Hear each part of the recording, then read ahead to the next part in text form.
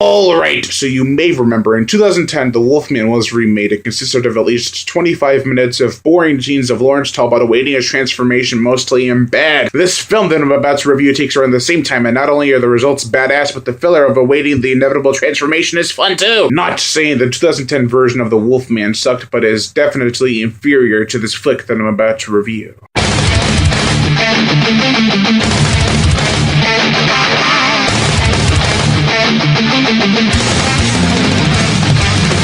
Welcome to the horror show. You realize there is nowhere to run. You know who came to try.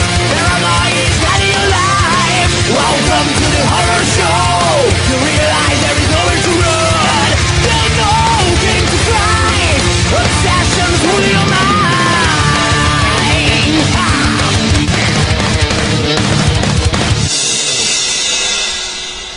Wolf Cop. The plots for Wolf Cop involves a cop getting cursed. He turns into a werewolf eventually. Wolf Cop goes around doing his badass Wolf Cop shenanigans. Some conflict appears in the form of a twist, and the movie ends on a sequel note. I dug the hell out of the gore and effects of Wolf Cop. I love the Wolf Cop suit and design. The gore is outlandish and it can make you squeamish. It is all practical effects in this film, and it looks awesome, my friends. The cop who eventually turns into Wolf Cop is pretty cliche, actually. He's a washed-up drunk and at times can be unlikable. That being said, the town he lives in is almost as bad as the town in Hobo with a shotgun. The Wolf Cop's supposed sidekick is funny, but I still couldn't shake the feeling of him being a cliche redneck, but with sophisticated equipment that a cliche redneck most likely wouldn't have. The female cop is pretty by the book, but not only in her character, but in her performance as well. She has a dark past that makes her become a badass at the end. This movie can feel long at times. I was watching the movie and expecting to see 45 minutes to have passed, but when I looked at the clock, it was only 30. The soundtrack is great. The songs that were probably made for this movie are awesome and very catchy, and they fit the mood of the film perfectly. The score, however, is one that I barely remember, but it wasn't terrible from what I recall. The film, it looks nice. It has a cozy atmosphere most of the time, and it fits well, especially with the scenes in the bar. I loved Wolf Cop. It was a blast to watch. Even though it was slow at some points, I still